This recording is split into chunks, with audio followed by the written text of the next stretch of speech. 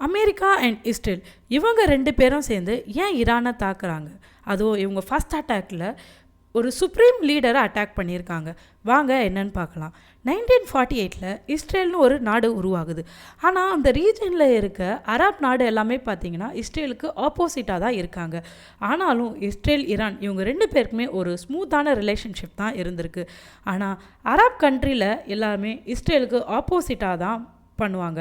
அதுவும் இஸ்ரேலுக்கு ஃபஸ்ட்டு போர் நடந்ததே அரப் கண்ட்ரியோடு தான். ஆனாலும் ஈரான் எந்த ஒரு ஸ்டாண்டப்பும் எடுக்கல. அப்புறம் என்ன தான் பிரச்சனைன்னு பார்த்தீங்கன்னா, இஸ்ரேல் ஒரு திடீர்னு தாக்குதலை ஈரான் மேலே குண்டு வீசி தாக்கியிருக்காங்க.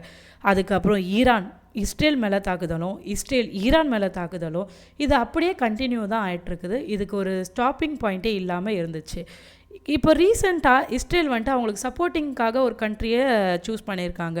ஸோ அங்கே அமெரிக்காவோட சப்போர்ட் கிடைச்சதும் இவங்க 2 பேரும் சேர்ந்து ஃபஸ்ட் அட்டாக் பண்ணியிருக்காங்க.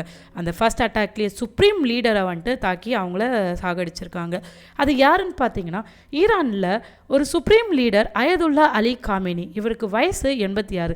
இவர் டார்கெட் பண்ணி அட்டாக் பண்ணியிருக்காங்க. இப்போ இவரும் இறந்துட்டார். இது உலக அளவில் ரொம்ப பேரதிர்ச்சி ஏற்படுத்தியிருக்குது. அது மட்டும் இல்லை, மந்திரி, இராணுவ தளபதி, புரட்சிகர காவல்படை தளபதி, இராணுவ ஆலோசகர் இவங்க எல்லாருமே பார்த்தீங்கன்னா இராணுவ கவுன்சிலில் ஆலோசனை கூட்டத்தில் பார்ட்டிசிபேட் பண்ணியிருக்காங்க. இந்த இடத்த டார்கெட் பண்ணி தான் அவங்க தாக்குதலை நடத்தியிருக்காங்க. இதில் இவங்க எல்லாருமே பலியாகியிருக்காங்க.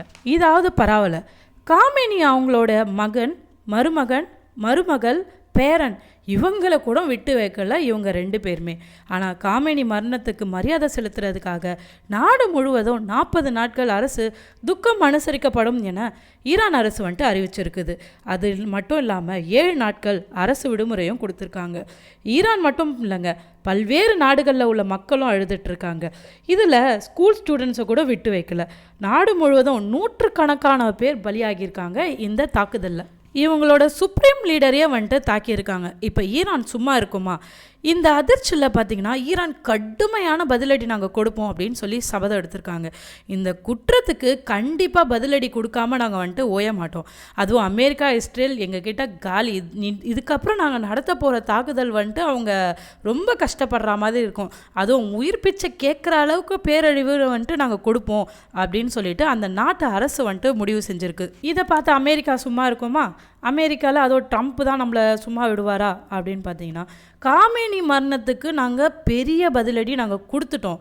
இதுக்கு மேலேயும் நீங்கள் எங்களை பழி வாங்குறேன் அப்படின்னு சொல்லிட்டு ஏதாவது நீங்கள் பிரச்சனை பண்ணிங்கன்னா, இது ஏற்கனவே கொடுத்த பிரச்சனையை விட மறுபடியும் ரொம்ப ஃபோர்ஸாக நாங்கள் அட்டாக் பண்ணுவோம். ஸோ இது நான் உங்களுக்கு வார்ன் பண்ணுறேன் அப்படின்னு சொல்லிட்டு ஒரு வார்னிங்காக ட்ரம்ப் எல்லாருக்கும் சொல்கிறாரு. சரி, அவங்களோட சுப்ரீம் ஹெட்டே தாக்கியிருக்காங்க. இப்போ அவரும் இறந்துட்டார். இப்போ அவரோட பொசிஷனில் யார் இருப்பாங்க? யார் தலைவராக தேர்ந்தெடுப்பாங்க? இது ஒரு பிக்கஸ்ட் டாஸ்க்குன்னு சொல்லலாம். ஏன்னா அவ்வளோ சீக்கிரம் ஒரு தலைவரை தேர்ந்தெடுக்கிறது ரொம்ப கஷ்டமான ஒரு விஷயந்தான். ஆனாலுமே இப்போ டெம்பரரியாக ஒரு ஹெட்டை பார்த்துருக்காங்க. யாருன்னா அதிபர் மசூர் பெஹஷ்கியான், நீதித்துறை தலைவர் கோலம் உசேன் மொசேனி, அயதுல்லா அலி ரெசா அரபி. ஸோ இவங்க 3 பேருமே இப்போ டெம்பரரியாக பார்த்துட்டு இருக்காங்க. ஆனால் முஸ்தபா இவர் யாருன்னு பார்த்தீங்கன்னா காமேனியோட மகன். அவர் இன்னும் உயிரோடு தான் இருக்காரு. ஆனால் நெக்ஸ்ட் டார்கெட் அவர் மேலே கூட இருக்கலாம் அப்படின்னும் பேசுகிறாங்க. ஆனால் அவருக்கு வயசு 56. இவர் ஒரு வேளை அடுத்த தலைவராக இருக்கலாம் அப்படின்னும் எல்லாரும் பேசுகிறாங்க. இந்த இஸ்ரேல் ஈரான் இவங்களோட வார் எப்போ ஸ்டார்ட் ஆச்சு, அதுவும் இல்லாமல் இந்த அமெரிக்காவோட சப்போர்ட் எப்போ கிடச்சிருக்குது, இப்போ கரண்ட் சுச்சுவேஷன் என்ன, அது வரைக்குமே நான் உங்களுக்கு ஷார்ட்டாக உங்களுக்கு சொல்லியிருக்கேன். ஸோ இதை பற்றி டீட்டெயிலாகவும் நெக்ஸ்ட் வீடியோவில் நான் உங்களுக்கு கொடுக்குறேன். அதுவும் இல்லாமல் அப்கமிங் நியூஸை பற்றியுமே நான் உங்களுக்கு என்னோடய வீடியோஸில் நான் கொடுக்குறேன். தேங்க்யூ.